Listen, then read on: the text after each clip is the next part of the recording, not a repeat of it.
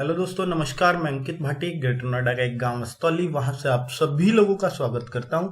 दोस्तों, आपके इस चैनल रोजगार विद अंकित में दोस्तों, आज जो मैं आपके लिए लेके आया हूं, आज क्या आप लेके आता रहूंगा जब तक ये खत्म नहीं हो जाएगा। और ये मैथ नहीं है, इसमें मुझे लिख देना चाहिए था एडवांस मैथ। जी हाँ दोस्तों, ये वही एडवांस मैथ है जिससे आप लोग बहुत ज्यादा घबराते हैं, जिसमें मैं पहला चैप्टर ले रहा हूं, पहला टॉपिक ले रहा हूं अलजेब्रा। ठीक है, मैं बता देता हूं एडवांस मैथ में क्या है आपके लिए जो आएगा। एलिमेंट्री लगा हुआ है वर्ड, इसका मतलब बहुत ज्यादा घुसना नहीं है उसमें अंदर। ठीक है, तो एल्जेब्रा, इसके बाद अगर आप देखेंगे तो मैं दूसरा टॉपिक आपको पढ़ाऊंगा ज्योमेट्री वाला, तीसरा आपको ट्रिगोनोमेट्री, और चौथा आपको अगर मैं बात करूं तो स्टैटिस्टिक्स, जिसको हम सांख्यिकी बोलते हैं हिंदी में। और इसी के अंदर हम डाटा इंटरप्रिटेशन भी पढ़ेंगे जो आपके कोर्स में दे रखा है। तो यही एडवांस का सिलेबस है। बाकी अर्थमेटिक आपको चाहिए तो मैं पूरा कवर करवा चुका हूं ऑलरेडी। पूरा RS अग्रवाल आपके इस YouTube चैनल पे हल है। ठीक है, मेरे अपने तरीकों से, मेरे अपने बिल्कुल बेसिक्स से। ठीक है दोस्तों, और मुझे एक आदत है, गंदी आदत है, कि मैं बिल्कुल बेसिक से पढ़ाता हूं तो होशियार लोग भग जाते हैं मेरे चैनल से। तो मुझे वो चाहिए भी नहीं, मुझे तो कमजोर बच्चे चाहिए। भाई देखिए जैसे मैंने पहले ही लिख दिया कि मैं बेसिक से पढ़ाऊंगा अलजेब्रा। जिनको मुश्किल लगता है शायद आज के बाद बिल्कुल ना लगे। ठीक है, मैं बिल्कुल आपसे प्रॉमिस करता हूं कि एक एक के दिमाग में मैं प्रो दूंगा इसको। ठीक है, लेकिन आपको थोड़े से जानने पड़ेंगे, दिमाग रखना पड़ेगा यहीं पढ़ते टाइम, क्योंकि दोस्तों ये साइंस साइड वाले बच्चों के लिए है। और साइंस साइड बच्चों का खेल है, उनके लिए तो एक खेल लगता है। उनको खेल क्यों लगता है? क्योंकि उन्होंने मैथ ज्यादा पढ़ा है आप लोगों के मुकाबले। अगर मैं बात करूं, देखिए अर्थमेटिक और एक होता है एडवांस, तो एडवांस भी उतना ही टाइम लेता है जितना अर्थमेटिक लेता है। तो समझ लीजिएगा कि भाई हमें उतना टाइम तो इसको नहीं देना, पर फिर भी हम ऐसा कर लें कि हमारा एग्जाम में एक भी क्वेश्चन ना छूटे। और मेरा जो अपना टारगेट है कि आपको 30/30 करवाना है। जो अर्थमेटिक छूट गया उसकी आप टेंशन मत लो, मैं उसको एक एक चैप्टर में पूरा ऐसे बना के दे दूंगा, हर चैप्टर की एक मास्टर वीडियो, जिससे आपका कोई क्वेश्चन बाहर ना ही जाए तो बेटर होगा। क्योंकि मैं एकदम 100% कोई बात नहीं बोलता, क्योंकि कंपटीशन का क्षेत्र में कितना भी पढ़ा लूं, एक दो क्वेश्चन तब भी जाएगा। ठीक है, तो फिर भी हमारा देखिए 30/30 का लक्ष्य है। एक आध अगर इधर उधर हो गया वो अलग बात है। चलिए, तो बेसिक से हम लोग पढ़ते हैं। तो बेसिक क्या है दोस्तों, जानना जरूरी है कि a की पावर m इंटू a की पावर n। ठीक है, तो a की पावर m, a की पावर n, ये चीजें हमें जाननी है। ये घातांक करनी होती है। घातांक करनी में इन रूल्स को, क्योंकि मैंने वो चैप्टर भी नहीं पढ़ा है, वो इसी वजह से नहीं पढ़ा है क्योंकि उसमें अलजेब्रिक चीजें बहुत है। ठीक है, तो हम इस चीज को जानने की कोशिश करते हैं कि पावर m और a की पावर n की गुणा करूं। अगर मैं इसको अंकों में लिखूं, a मान लीजिए 2 है और उसके ऊपर 3 है और आगे 2 की पावर 4 लिख दूं, तो इसका मान शायद आप बता पाओ। तो क्या होता है आपको मालूम होगा कि गुणा में घात जुड़ती हैं। ये सुना तो बहुतों ने होगा, लेकिन यूज किया ऐसा बहुत ही कम लोग होंगे। तो 3 + 4 इट मीन्स 2 की पावर 7। तो वही चीज मैं ये कहना चाह रहा हूं कि अगर बेस समान है a तो फिर आप ऊपर पावर को जोड़ सकते हो अगर मल्टीप्लाई हो रही हो, अगर बेस समान है। लेकिन अगर ये 2 की पावर 3 और ये अगर 3 की पावर 4 हो, तब नहीं कर सकते इसको 2 की पावर 7। क्यों नहीं कर सकते? क्योंकि भाई अगर इसको अब भी करूंगा मैं 7 पावर 4 3 7 तो जोड़ दूंगा, लेकिन मेरे सामने समस्या ये आ जाएगी कि मैं 2 की पावर 7 लिखूं या 3 की, दोनों में लड़ाई बच जाएगी ना। इसलिए हम नहीं कर सकते कुछ भी। और अगर आप इसको सोच के बताओ मुझे कि भाई a की पावर m और a की पावर n, इसका क्या होगा? तो दोस्तों ये भाग में घातें घटती हैं। अगर मैं जैसे यहां भाग करने लगूं 2 की पावर 4 में 2 की पावर 3 का, तो आप कहोगे 2 की पावर 4 में से 3 गया, मतलब सेम बेस, ये सेम आधार समान, जिसकी पावर चढ़ रही है वो समान। तो भाई घाते घटा सकते हैं, a की पावर m - n होता है। सेम चीज अगर मैं ये देखूं एक तरफ छोटी संख्या पे सोच ले करो। अगर आपको ये लग रही है ना ये मुश्किल है, तो 2 की पावर 3 और ऊपर 2 हो तो इसका मतलब क्या होगा कि इसका स्क्वायर है। किसका स्क्वायर है? 2 की 3 का स्क्वायर है ये। तो 2 की पावर 3 गुणा 2 की पावर 3, स्क्वायर का मतलब तो यही है कि इसकी इसमें 2 बार गुणा। तो ये गुणा में घात क्या होती है? जुड़ जाती है। 2 की पावर 6 हुई कि नहीं हुई? 3 और 3 6। तो वही चीज है ये कि भाई गुणा में घात ना ऐसे होना ब्रैकेट के ऊपर तो गुणा कर दो, क्योंकि ये तब भी जुड़ना ही है इस तरीके से। 3 होती तो एक बार और 3, 3 तिया 9, 4 होती 3 चौक 12। तो आप भी ऐसे ही कर देंगे a की पावर mn लिखो या nm लिखो, बात बराबर है। मतलब मैं ये कहना चाह रहा हूं कि 2 की पावर 2 हो और ऊपर 3 हो तब भी गुणा 3 दूनी 6 और 3 दूनी 6 ही रहेगी, कोई समस्या नहीं है mn या nm लिखने में। आगे बात करूं a की पावर n और b की पावर n, ये किस तरह की परमुटेशन है दोस्तों? अगर मान लीजिए 6 की पावर आपके सामने दे रखी है 5 है, तो इसको मैं ऐसे लिख सकता हूं, क्योंकि 6 के जो फैक्टर है ना वो 2 गुणा 3 होते हैं। तो 2 की पावर 5 और 3 की पावर 5, मतलब इसका मान भी उतना ही आएगा जितना इसका मान है। चाहे आप हल कर लो, 2 की पावर 5 32 होता है, 3 की पावर 5 होता है आपका 243। इनकी गुणा वही आएगी जो 6 गुणा 6 गुणा 6 5 बार कर नहीं पाएगी। तो इसलिए आप इस बात को समझ सकते हो। तो इसको मैं क्या लिख सकता हूं? a और b की गुणा कर दो, अगर पावर समान है तो ab की पावर n हो जाएगा। ठीक है ना? बात आई समझ में? तो बात वही है ये। अगर आपको लिखा हुआ है 4 की पावर 6 और आगे आपको लिखा हुआ है 3 की पावर 6, अगर पावर समान है तो इनकी गुणा की जा सकती है, अर्थात 12 की पावर 6 लिख सकता हूं। बात क्लियर हुई? तो ये छोटे छोटे रूल है जो घातांक करनी में लगते हैं, और बेसिक चीज के लिए जरूरी है कि आपको घातों को जोड़ना घटाना आता हो, क्योंकि घातें सारी एक्स में चलेंगी। यहां पे देखिए अलजेब्रा क्या चीज है। अलजेब्रा में दो चीज होती है, एक वेरिएबल एक नॉन वेरिएबल, मतलब चर और अचर पद होते हैं। अचर पद तो इनको बोलते हैं आपके 1 2 3 4, ये जो हैं जिनको संख्याएं होती हैं जो अर्थमेटिक में आती हैं। और चर पद कौन से होते हैं? एक्स वाई जेड, जिनके मान नहीं पता होते। ठीक है, तो ये आपके वेरिएबल है, ये नॉन वेरिएबल है। आपको समझ में आ गई? बात करूंगा यहां चर पद। चर पद समझ गए आप?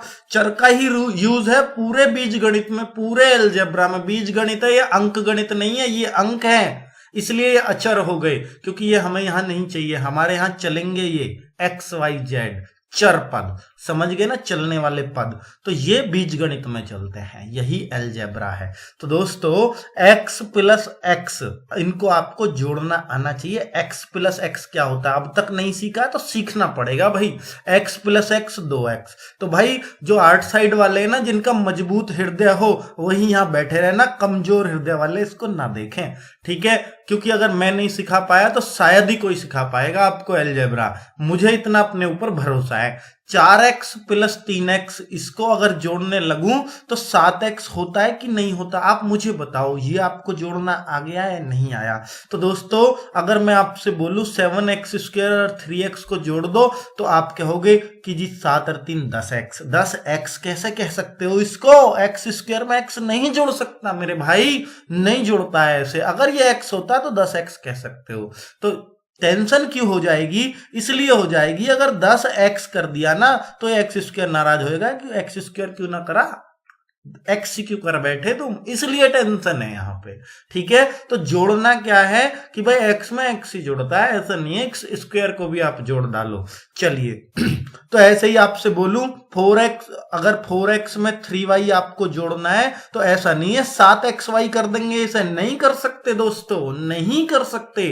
तो ये क्या रहेगा इसका जोड़? ये ही रहेगा, इतने में ही उत्तर लिखना पड़ेगा 4x प्लस 3y। हाँ इनकी गुणा हो सकती है, 4 तिया 12 और xy की गुणा xy, तो 12xy गुणा हो जाती है, ऐसे जुड़ नहीं सकते। पर उम्मीद करता हूं मेरी बातों को आप पकड़ रहे होंगे। नहीं पकड़ रहे हैं तो टेंशन मत लो, पकड़ने लग जाओगे, शुरुआत है अभी।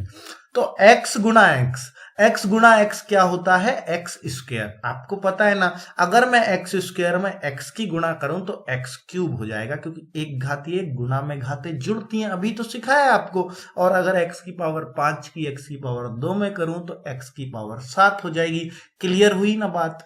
चलिए आगे बात करूं दोस्तों, 2x गुना 3x स्क्वायर तो खुद ही कर दीजिएगा ना, गुना में 3 दूनी 6 और x की x में करूंगा x क्यूब। उम्मीद है आप एक्सपर्ट बनते जा रहे होगे अब। और 5x में से अगर x घटा लूं तो घटाना आता है ना आपको, 5x में से x गया, 1x है, ये लिखता नहीं है 1 को, तो 5x में से 1x गया तो 4x बचता है। और 4x में से 3 गया तो क्या 1x लिख दूं क्या? अरे नहीं भाई, अगर ये 3x होता तो फिर 1x आ जाता, लेकिन ये नहीं घट सकता, अर्थात उत्तर यही लिखना पड़ेगा और कुछ नहीं कर सकते इसमें, ठीक है।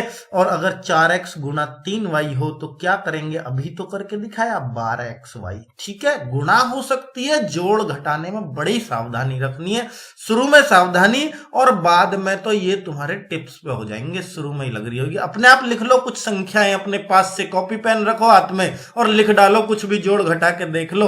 और ना हो पा रहे हो, ना अटक रहे हो, तो मैंने सारे तरह के सवाल लिख रखे हैं, उन्हें देख लेना मैंने क्या क्या किया है। उम्मीद है आपको समझ में आ रही होंगी मेरी बातें। अरे भाई बोल तो दो, कमेंट तो कर दो, वीडियो रोक के, जी आ रहा समझ में, खूब बढ़िया, ठीक है, ऐसे तो लिख ही दो। चलो मेरा भी हौसला बढ़ जाता है ना उससे। अब देखो, अगर मैं आपसे भाग दिलवाऊं, आप क्या जी भाग नहीं बताया आपने, तो अगर मैं आपसे भाग दिलवाऊं 7x स्क्वायर में मान लीजिएगा 3x का, तो मैं कैसे भाग करूंगा 7x स्क्वायर बटे 3x। तो देखिए 7 में 3 का भाग जैसे कंटिन्यू देते हैं, गुना भी ऐसी हो जाती है आराम से, भाग भी हो जाता है। तो अब x स्क्वायर में x का भाग देना है, तो दोस्तों ये x गुना x है, x स्क्वायर का मतलब x गुना है, एक x कट जाएगा, मतलब एक x गया तो एक x बचेगा, तो 7 बटे 3x। तो क्लियर है ना, इस x को ऊपर लिखो नीचे लिखो कोई फर्क नहीं पड़ता, मतलब 7x बटे 3, 7 बटे 3x एक ही बात है। अब देखते हैं व्यंजक, व्यंजकों का गुणनफल। व्यंजक क्या होते हैं, व्यंजक क्या होते हैं अभी समझ में आएगा। पोलोनोमियल्स क्या है ये बिल्कुल आपके कोर्स में है, तो पोलोनोमियल्स में बताऊंगा आज अच्छे से। आज बिल्कुल तगड़ी क्लास लेने आया हूं और तगड़ी लेके जाएंगे, थोड़ी सी देर में बहुत बड़ा ज्ञान देने वाला हूं, बेसिक से पढ़ा रहा हूं बिल्कुल। कोई सिखा दे तो बता देना इतना बेसिक से। तो x+2 और x+3 की गुणा अगर हमें करनी हो दोस्तों, मेरे दोस्तों आप आर्ट साइड वाले, उनको सिखाना मेरा मकसद, साइंस वाले तो इनको सीखे हुए रहते हैं, मुझे चाहिए भी नहीं वो। तो x+2 गुना x+3, तो भाई इनकी अगर मैं गुणा करूं तो कैसे करते हैं, इनके व्यंजकों का गुणनफल देख लो। इनको चरों का गुणनफल भी कह सकते हो, चर पदी तो है, ठीक है, इनमें क्या अचर भी जुड़े हुए हैं जी, तो है तब भी चारी, तो व्यंजक बोल सकते हैं इनको, ठीक है। व्यंजक यही होते हैं, आप x square plus x plus 3x 3y ये लिख दो, ये भी व्यंजक है, ठीक है। व्यंजक यही है। आप क्या फिर इक्वेशन क्या है आगे बताऊंगा, अभी रुक जाओ थोड़े से, थोड़ी तसल्ली पकड़ो। तो इनकी गुणा करना बहुत लोगों को आता होगा तुम में से और बहुतों को नहीं। अगर नहीं आता है तो भाई विश्वास रखो, आज सब कुछ सीख के जाओगे। तो इस x की गुणा, इस x की गुणा, पहले देखिए इन दोनों की गुणा करनी है हमें, इसमें करनी है, तो इस x की गुणा पहले कर लेता हूं इसमें। तो इस x की गुणा करूंगा x में, तो क्या आएगा x स्क्वायर, फिर इसी x की कर रहा हूं, पहले x के काम ही तमाम कर लूं, तो x की फिर 3 में कर लूं तो 3x, ठीक है। तो x क्लियर। अब मैं 2 की गुणा कर लूं, प्लस लग रहा है तो प्लस ही लगाऊंगा, तो 2 की x में कर दूं तो 2x, और 2 की 3 में कर दो 2 3 6।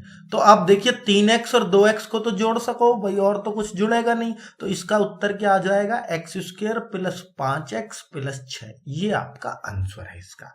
समझ में आ गई गुणा ना ही ना, तो अब आ जाएगी। चलो इस x की इन दोनों में गुणा कर दो, तो इस x की दोनों में गुणा करूं ना, तो x की दोनों में गुणा करूं 3x स्क्वायर, और इस x की इसमें भी करूंगा माइनस। देखो प्लस माइनस की लड़ाई में हमेशा कौन जीतता है, प्लस माइनस की अगर मैं गुणा करूं तो हमेशा माइनस आएगा, और माइनस माइनस की अगर मैं गुणा करूं तो प्लस हो जाता। और अगर आप प्लस प्लस की गुणा करोगे वो तो कोई टेंशन ही नहीं लेनी, प्लस ही रहेगा। माइनस माइनस की गुणा भी प्लस आती है, प्लस माइनस की गुणा भी माइनस आती है, लेकिन अगर माइनस माइनस की चीजों को अगर जोड़ने लगो, जुड़ तो जाएंगी लेकिन आएगा माइनस में ही। मतलब जैसे -3 प्लस माइनस 7। ठीक है, प्लस मत लिखो, अब ये -7 है क्योंकि प्लस माइनस तो माइनस ही होता है हमेशा। तो ये -10 आना, जुड़ेंगे जरूर 7 और 3, लेकिन माइनस के रहेंगे। बात आई समझ में? लेकिन अगर -3 और -7 की अगर मैं गुणा करूं तो माइनस माइनस प्लस हो जाएगा गुणा में। 7 या 21, और किसका? प्लस का। प्लस का लिखो निशान या मत लिखो, बात एक ही है। तो उम्मीद है आपको ये चीजें क्लियर हुई। तो x की गुणा 3x में करूं तो 3x², और x की गुणा 4y में करूं तो -4xy। x घुसा दिया बीच में, आपके वाई एक्स ना लिख सके, अरे लिख दो ना, कोई टेंशन ही नहीं है, कोई सा भी पहले आगे पीछे लिख दो। तो एक्स क्लियर कर लिया, अब 2y को क्लियर करूंगा, लेकिन ध्यान रहे ये माइनस में है। तो -2y की गुणा करूं अगर मैं 3 में तो 2 तिया 6, लेकिन आएगा माइनस का, प्लस माइनस हमेशा माइनस आता है, तो 2 तिया 6xy। ठीक है, और माइनस की माइनस में गुणा कर दूं ना तो प्लस हो जाएगा, और प्लस मतलब 8y²। तो ये आपका उत्तर है।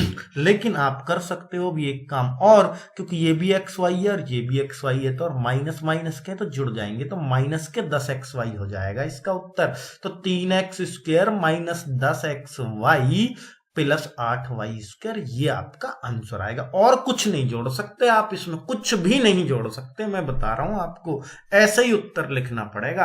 अब क्या इनकी भी गुणा कर सको, ये आपकी प्रैक्टिस के लिए था, वैसे तो कर लेना भाई, ये आप वैसे तो कहां प्रैक्टिस करोगे। अगर आपको और भी ज्यादा करनी है तो बच्चों की किताब उठा लेना, 4वीं 5वीं के बहुत सवाल मिलेंगे जबरदस्त। चलिए, आप तो मेहनत नहीं करके आए ना 4वीं 5वीं में, चलो तो अब इतने तो भुगतना ही पड़ेगा। व्यंजक, कोटि और समीकरण, ये भी आपके कोर्स में कोटि पूछी जा सकती है। कोटि क्या होता है आज सीखेंगे हम, ठीक है। व्यंजक भी सीखेंगे, पोलिनोमियल्स भी सीखेंगे, समीकरण भी सीखेंगे। व्यंजक तो मैं बता चुका हूं, ये सब व्यंजक लिखे हुए हैं, लेकिन आप समीकरण और व्यंजक का क्या फर्क रहेगा वो चीज भी सीखेंगे। तो जरा देखो, क्या ये व्यंजक है या नहीं है? बिल्कुल है, एक्स में जो भी चीज लिखी गई हो वो व्यंजक है। अगर मैं खाली लिख दूं ना x+1, ये भी व्यंजक है भाई, व्यंजक है सब। एक्स में कोई मैं कह लूं 2+3, क्या ये व्यंजक नहीं है भाई? व्यंजक कैसे हो जाएगा? सारे तो अंक में काम। चलिए, खाली x लिख दो, ये भी एक व्यंजक ही है, आप ऐसे भी मान सकते हो, बिल्कुल कोई दिक्कत नहीं है। व्यंजक है, ये भी व्यंजक है, ये भी व्यंजक है, ये भी व्यंजक है। अब ये क्या है, अगर बराबर में कुछ भी लिख दे, तो बराबर में अगर कुछ भी लिख दे, 2 3 4 5 6 0, अगर बराबर आ जाए ना तो वो समीकरण कहलाती है। बराबर ना हो तो पोलिनोमियल्स कहलाता है। अगर मैं इस बराबर को हटा दूं और सिर्फ इतना लिखूं तो ये व्यंजक कहलाएगा। समझ में आया समीकरण और व्यंजक का फर्क? चलिए, अब कोटि क्या है? कोटि देखी जाती है हमेशा व्यंजक में, समीकरण में नहीं। तो कोटि कैसे देखेंगे, इस व्यंजक की कोटि क्या है? तो दोस्तों, इस व्यंजक में x की सबसे बड़ी घात, अगर दो मान लो x भी है और y भी है, इस व्यंजक में दोनों है, तो x y में से जो सबसे बड़ी घात होगी, x की हो या y की हो, वही आपकी कोटि होगी इस व्यंजक की। तो इस व्यंजक आपकी नहीं, मतलब इस व्यंजक की, तो कोटि 2 हो जाएगी। सबसे बड़ी घात यही है। आप क्या 2 एरी 1 एरी 3 ना होगी? अरे 3 कैसे होगी? प्लस में क्या जुड़ जा, घात गुणा होती तो 3 हो जाती। बात सही है, आगे होगी बात समझ में। अब देखो, इसमें बताओ कोटि क्या है? इस व्यंजक की कोटि है 4। भाई 5 थोड़ी ना हो जाएगी, गुणा होती तो x की पावर 5 हो जाता, इसका मतलब कोटि 5। अब आप मुझे बताओगे, अगर आपने दिमाग चला लिया तो इसकी गुणा करके मुझे बता दो इसकी कोटि क्या है। गुणा करके ही बता सको आप। तो 2x की पहले इन दोनों में करूंगा तो 2x² प्लस एक प्रैक्टिस और हो रही है हमारी, 8x गुणा करने की प्रैक्टिस चल रही है ना। 3y की अब इन दोनों में करूंगा, भाई पहले इसको खत्म कर लो जड़ से, दोनों में गुणा करके, इसमें नहीं होगी, इसकी 2x की इन दोनों में, ठीक है। अब 3y की इन दोनों में कर देता हूं, 3y की करूंगा 3xy या 3yx, एक ही बात है। और 3y की 4 में करूंगा तो 4 तिया 12y। बिल्कुल आ गया समझ में। अब आप मुझे बताओ सबसे बड़ी कोटि क्या है? देखिए 2 कोटि एरी, और ये भी एक्स वाई की कोटि है, गुणा हो रही है तो 1 कोटि एरी वाई की, 1 एरी तो गुणा में घात जुड़ जाए, ये भी 2 ही कोटि हो गई, कुल मिला के ये भी 2 ही कोटि है। तो 2 कोटि एरी, 2 एरी, 2 से बड़ी कहीं कोटि नहीं है, सिर्फ 2 ही है। इस व्यंजक की कोटि भी क्या हो जाएगी? 2। अब मुझे बताओ इस व्यंजक की कोटि क्या होगी? तो देखिए, गुणा में घातें जुड़ती हैं तो ये x की 11 हो जाएगी, है ना, और ये x की 12 है और ये 25 है, तो आप बताओगे इसकी कोटि है 12, इससे हमने निकाल ली। तो इसकी कोटि क्या हो गई 12। उम्मीद करता हूं बहुत अच्छा समझ में आ रहा होगा।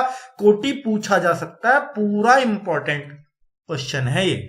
चलिए आगे देखिए, ये है इक्वेशन, इसको बोल देते हैं इक्वेशन, ये है समीकरण। यहां से x का मान हल किया जाता है, द्विघात समीकरण। अगर आपने हल करी हो कभी तो ये कर सकते हो, ठीक है। नहीं करी है तो हमें अभी सीखनी भी नहीं है, आगे सीखेंगे कभी। चलो x y z इसमें पूछूं मैं आपसे, ये व्यंजक है या समीकरण? व्यंजक है। तो व्यंजक है तो कोटि बता दो। देखो दोस्तों, आप क्या हो, इसकी कोटि बता दो। अगर आपको ढूंढनी है तो 2 ही है, वैसे तो दिख ही रही है ना। अब इसमें आपको कोटि पता करनी है तो एक येरी एक येरी एक येरी सबकी गुणा है तो जोड़ देते हैं, तो ये आपकी 3 हो गई कोटि, ठीक है। अब y की जगह x मान लो, z की जगह भी x मान लो, x क्यूब हो जाएगा, कोटि हो गई। तो कुल मिला के वेरिएबल है ना, गुणा में वेरिएबल्स की घातें जुड़ती हैं, तो आप कह सकते हो इसकी कोटि 3 है। और इसकी कोटि बताओ, इसकी 2 रहेगी या 3 रहेगी बताओ भाई। ये 3 है, 2 नहीं है, ये 3 है। और ये क्या है, 3 और 2 5 है। गुणा में घात आपके जुड़ती थोड़ी है, यहाँ x होता तभी तो जुड़ती। भाई मैं कोटि ज्ञात कर रहा हूं, बात सही है आपकी, ये x की 5 नहीं है, लेकिन ये गुणा में वेरिएबल्स की घातें जुड़ती हैं अगर कोटि ज्ञात करनी है। तो उम्मीद है ये 3 है, ये 5 है, तो बड़ी कौन सी होगी, 5 वाली, तो इसकी कोटि हो जाएगी 5। उम्मीद करता हूं कोटि वाला सवाल सपने में भी नहीं छोड़ोगे। अब आप आगे समीकरण हल करना, दोस्तों ये भी हमें सीखना है, समीकरण हल करना। ये भी हमारे मतलब बीजगणित का हिस्सा है कि आपको ऐसी समीकरण हल करनी आनी चाहिए। अरे भाई ये छठी में पढ़ते हैं, हम छठी में, ध्यान कर लो, 6th क्लास को कह रहे हैं छठी, और आपने पढ़ के आए होगे, मुझे पता, प्रैक्टिस नहीं होती, भूल जाते हैं, ठीक है। एक्स वाई से डर लगने लगता है, और आजकल ऐसी चीजें हो गई हैं कि भाई कंपटीशन में तो अर्थमेटिक है, मास्टर ने ऐसी ऐसी ट्रिक खोज ली कि एक्स वाई की जरूरत ही नहीं पड़ती, ठीक है। इसलिए हम कभी सीखना भी नहीं चाहते इनको, पर अब सीखोगे, अलजेब्रा दे दिया ना तो सीखना पड़ेगा। तो 2x + 3y = 5, x - 3y = 4। x और y की वैल्यू निकालनी है। कैसे निकालोगे जरा मैं सिखाता हूं आपको, अगर नहीं सीखी है तो अब सीख लो भाई। तो एक इक्वेशन तो ये है, दूसरी इक्वेशन इनको मानते हैं। तो दोस्तों ये इक्वेशन जोड़नी है, घटानी पड़ती है हमें। अब कैसे पता लगेगी कि हम जोड़ेंगे या घटाएंगे, सवाल ये उठता है। तो दोस्तों पहले आपको ये देखना है कि यहाँ x का क्या है, यहाँ x क्या है, यहाँ 2x है, यहाँ x है, यहाँ 3y है, यहाँ 3y है। बहुत बढ़िया। अगर 3y ये बराबर, ऑलरेडी एक चीज को बराबर करना पड़ेगा, या तो x को या y को। तो मैंने देखा यहाँ y हमें बराबर हुआ है या मिल गया, तो हमको कोई बराबर करने की जरूरत नहीं है। अगर नहीं होता y बराबर, मान लो यहाँ 5y होता, तो मैं कहता 2 की गुणा कर देता पूरी इक्वेशन में, क्योंकि फिर मैं x बराबर कर लेता बड़े आराम से, 2x हो जाता। ये जो भी बने बनता रहो, कोई टेंशन नहीं। अगला सवाल आपसे ही करवाऊंगा। तो 2x + 3y = 5, और हमने देखा y बराबर है, और अगर ये प्लस है और ये माइनस है तो दोस्तों जोड़ा जाता है इक्वेशन को। अगर ये भी प्लस होता तो घटाया जाता है इक्वेशन को, क्योंकि हमें y काटना है, जो बराबर होता है वो काटना पड़ता। तो दोस्तों x - 3y = 4, दूसरी इक्वेशन रख दी मैंने यहां। दोनों इक्वेशन को ऐड करने पर, जोड़ने पर, जोड़ा क्यों है इक्वेशन को वो मैं आपको यही समझा रहा हूं कि अगर प्लस माइनस आ रहा हो ना तो ये कट जाते हैं जोड़ने पर। अगर ये एक से चिन्ह होते तो घटाना पड़ता, और घटाने में क्या सारे चिन्ह बदल जाते हैं इस इक्वेशन के, ठीक है। आगे बताऊंगा। तो 2x और x में जुड़ जाएगा तो कितना हो जाएगा 3x, और 5 में 4 जुड़ जाएगा तो कितना हो जाएगा 9। x = 9/3 आवे ना ऐसा पक्षांतर तो 3। अरे एक एक चीज बताऊंगा, टेंशन क्यों ले रहे हो, मुझे पता है तुम कहां अटकते हो, हर एक चीज जानता हूं मैं आपकी।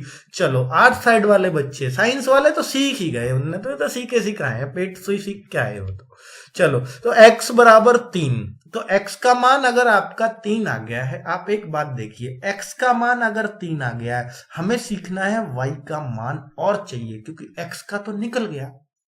चलिए, तो y का मान अब हम कैसे निकालें? तो दोस्तों ये जो x का मान है, इसको या तो यहां रख दो इस इक्वेशन में, या इस इक्वेशन में रख दो, तो आपका y का मान भी आ जाएगा। मैं कहूं मैं तो इस इक्वेशन में रखूंगा, एक के पीछे ही पढ़ रहा हूं। तो x का मान x = 3 समीकरण 1 में रखने पर, समीकरण 1 में रखने पर पुट करने पर, ठीक है, अंग्रेजी वाले पुट करने पर, ठीक है। तो 2 गुना x का मान हमने क्या रखा है 3 प्लस 3 गुना y बराबर 5। तुम कहो y गुना लिखनी जरूरी है? अरे मत लिखो, तुम्हारी मर्जी है। 3 दूनी 6, तो दोस्तों ये तो 6 प्लस 3y बराबर 5 और 3y बराबर 5 माइनस 6। तो इसका मतलब y बराबर, देखिए इधर माइनस का 1 बचेगा, माइनस का 1 और जो 3y था ना 3 इधर पहुंच जाएगा, तो माइनस का 1/3 y की वैल्यू आ गई। उम्मीद है आपको समझ में आई होगी। ऐसे निकालते हैं पुट करके वैल्यू। और अगर आपको ये चीज समझ में नहीं आई है तो दोस्तों इसमें रख के तो मैंने दिखा दी, आप समीकरण 2 में भी रख दो ना x का मान, तो बिल्कुल यही वैल्यू आएगी, माइनस का 1/3। कोई से में भी रख सकते हो, टेंशन ही मत लो। जोड़ना घटाना अगर सीखा है इक्वेशन का तो भाई इसमें भी मैंने आपकी प्रैक्टिस के लिए दिया है यही सवाल। तो आप बताओ इसमें मैं क्या करूं ताकि ये दो चीजों को बराबर कर सकूं और काट सकूं। तो मुझे बराबर क्या करना है, अगर मैं y को बराबर करूंगा, देखो 5y ये 3y, तो मुझे इधर भी 3 की गुणा और इधर 5 की गुणा करनी पड़ेगी। और अगर मैं x को बराबर करना चाहूं तो मुझे सिर्फ इधर ही 4 की गुणा करनी पड़ेगी, मेरा x बराबर हो जाएगा। तो मैं x को ही बराबर कर लेता हूं, कोई से एक को बराबर कर लो। तो मैं इसमें 4 की गुणा इक्वेशन 1 में मैं 4 की गुणा कर लेता हूं। प्रैक्टिस हो जाएगी ना। ये टाइम क्यों लग रहा है, क्योंकि मैं शुरू में सिखा रहा हूं आपको, ठीक है, वरना तो ये भाई बहुत टाइम के सवाल नहीं है, ऐसे मान भी पूछे जा सकते हैं, यही तो बीजगणित है। तो 4 की गुणा 8x CBT 1 में तो पूछा जा सकता है। तो 4 पंजे 20y और बराबर 10 चौक 40। 4 की गुणा फिर पूरे में ही होगी, ऐसा नहीं है, मैथ का रूल ये कहता है आप एक में कर रहे हो तो सब में करना पड़ेगा, नहीं तो करो ही मत किसी में भी, ठीक है। तो ये तो आपकी इक्वेशन 1 बन गई। और इक्वेशन 2 को अब इसके नीचे रख दो, क्योंकि हमने बराबर तो कर ही लिया। एक चीज तो बराबर जब हो जा तो इक्वेशन ऊपर नीचे रख देनी चाहिए, हमें देर नहीं करनी चाहिए थे। अब आप देख रहे हो कि दोनों प्लस प्लस के सारे निशान एक से, तो भाई हम कुछ नहीं कर सकते, माइनस लगाऊंगा, ये लगा दिया घटाने पर, तो मैं बोलूंगा दोनों इक्वेशन को घटाने पर। तो दोस्तों माइनस लगाऊंगा तो ऐसा नहीं है कि सिर्फ इसका चिन्ह में माइनस लगा दूंगा। अगर ये यहां तो प्लस है तो माइनस होगा, अगर ये माइनस होता ना तो ये प्लस हो जाता, अगर ये माइनस होता तो ये प्लस हो जाता, उल्टे हो जा पूरे चिन्ह, ठीक है, सारी की सारी इक्वेशन के। तो 8x से 8x कट गया और 20 में से 3 गए तो 17y और माइनस के 20 और प्लस के 40 है, तो इसका मतलब प्लस के 20 बचेंगे और y का मान आ जाएगा 20/17। और अगर आपको x का मान भी चाहिए तो भाई x का मान चाहिए तो y का मान यहां रख देना, 8x कोई सी में रख दो, 8x प्लस 3 गुणा और y का मान रख दूं 20/17 बराबर 20। तो 20 में से ये माइनस करना आता है ना आपको, 8x बराबर, देखिए 60 है, तो 20 माइनस 60/17। तो आप कैसे माइनस करोगे, आपको आता होगा 17 दूनी 34, 340 में से 60 अगर मैं घटा दूंगा तो ये बच जाएगा 280/17, ये बचा। और x बराबर 280/17 और नीचे आ गया 8 से अगर ये कटता हो तो काट दूंगा, 8 तिया 24, 4 बचेंगे, 8 पंजे 40, तो x का मान आ गया 35/17। तो x भी हमें मिल गया, y हमें शुरू में ही मिल गया था, तो 20/17 तो x का मान है और y का मान 35/17। भाई पूछा क्यों नहीं जा सकता, ऐसे मान भी पूछे जाएंगे, ठीक है। उम्मीद करता हूं अब ऐसी प्रैक्टिस करनी है, छठी किताब उठा लेना, कोई सा भी सवाल कर लेना, ऐसे बहुत सारे सवाल मिल जाएंगे अगर प्रैक्टिस करनी है, नहीं तो कोई दिक्कत नहीं है, आप अपने पास से लिखो कुछ भी इक्वेशन बना के और रख दो, अपने पास से लिख सकते हो। दोस्तों अब जो काम करूंगा, मैंने बेस आपका बना दिया, ये जोड़ना घटाना आपको आ गया है, नहीं आया है तो इस वीडियो पर बहुत अच्छी प्रैक्टिस अपनी बना लें। और अलजेब्रा के अति महत्वपूर्ण सूत्र यानी फॉर्मूले सिर्फ और सिर्फ 10 फॉर्मूले हैं, और इन्हीं के अलावा मैं एक भी फॉर्मूला आपको अलजेब्रा में नहीं रटवाऊंगा। वो बात अलग है कि हम कुछ ट्रिक जरूर करेंगे, ट्रिक से सवाल करेंगे, लेकिन भाई इन 10 के अलावा कोई फॉर्मूला आपको नहीं बताऊंगा मैं। इन फॉर्मूलों को देख लो एक बार कि ये किस किस के फॉर्मूले हैं। इसको तो नींद में भी याद करते होगे, a + b² a² + b² + 2ab अगर मैं a माइनस बी का होल स्क्वायर करूं तो दोस्तों बीच में बच्चे यहां कर जाते हैं माइनस, जबकि ये यहां भी प्लस ही रहता है। a प्लस बी का ए माइनस बी का whole square A square plus B square minus 2ab, बस यहाँ प्लस माइनस का ही फर्क होता है। और ए स्क्वायर माइनस बी स्क्वायर होता है एक बार जोड़ दो एक बार घटा दो, बहुत सुना होगा ये फॉर्मूला। और ए क्यूब और B cube, A cube plus B cube का फॉर्मूला होता है ए प्लस बी और अगले ब्रैकेट में A square plus B square minus A B. और दोस्तों A cube minus B cube का फॉर्मूला है ए माइनस बी। दोस्तों देखो A cube plus B cube था ए प्लस बी, ठीक है, और A cube minus B cube है ए माइनस बी। और अगले ब्रैकेट में क्या है, अगर देखिए प्लस आ रहा है तो एक माइनस तब भी आना है, और अगर माइनस आया तो ये माइनस यहीं आ जाता है। अब सारे प्लस के आएंगे तो माइनस में भी एक ही माइनस आ रहा है, माइनस के फॉर्मूले में भी, और प्लस के में भी सिर्फ एक ही माइनस आएगा। कुछ हेल्पफुल हो ये मेरी बात तो आपको याद रखने में बहुत हेल्प करेगी, ठीक है, आपने अगर ध्यान से सुनी है तो। चलिए, तो ये फॉर्मूले अभी के अभी याद हो जाएंगे आपको। और दोस्तों आगे होते हैं ए प्लस बी का होल क्यूब ए माइनस बी होल क्यूब, ये भी मैं करवाऊंगा, लेकिन सबसे ज्यादा क्वेश्चन जो मैं कराऊंगा और अलजेब्रा में जो आएंगे इनके अलावा आप देखना, देखिए 80% सवाल तो इनसे होंगे, 80% सवाल अलजेब्रा में मैं इनसे करवाऊंगा, और बाकी 20% जो बचे वो इनसे होंगे सवाल, ठीक है, बाकी के 5 फॉर्मूले से। तो आपको मैं उम्मीद करता हूं इन 5 फॉर्मूलों को बहुत कंठस्थ कर लोगे आप, और जैसे ही हमने 10 फॉर्मूले पे सवाल पढ़ लिए तो जो समझ लो अलजेब्रा खत्म।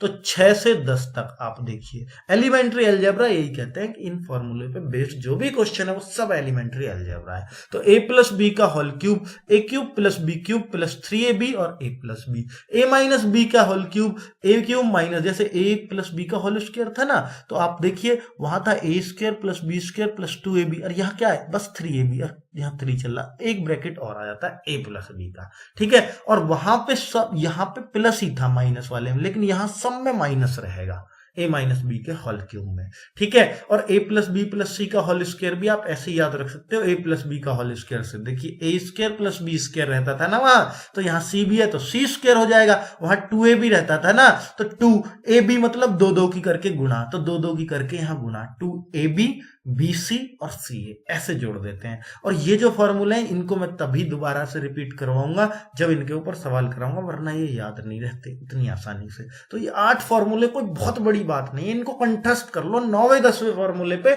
बहुत ज्यादा क्वेश्चन नहीं, पर जितने हैं जबरदस्त हैं, वो मैं बाद में ही कराऊंगा आपको, ठीक है दोस्तों। 10 फॉर्मूले आपको कंठस्थ कर लेने अगले वीडियो तक, चाहे मैं अभी दे दूं 10 मिनट में अगला वीडियो, पर आपको वे कंठस्थ रहने चाहिए। जब भी अगला वीडियो देखोगे तो ये कंठस्थ करके देखना, फिर देखना मजा आता है अलजेब्रा में या नहीं आता। ओके दोस्तों, बाय बाय, फिर मिलते हैं। ऐसा तो नहीं है घना केड़ा पढ़ा दिया हो शुरू में ही, अरे लगता ही है ऐसे, क्योंकि जिन बच्चों ने भाई XY छोड़े हुए बहुत दिन हो गए ना, तो उनको तो इलझना पड़ेगा ये XY में थोड़ा सा। आगे ट्रिक भी यूज करेंगे, टेंशन मतलब अर्थमेटिक बना देंगे इसे। Bye bye.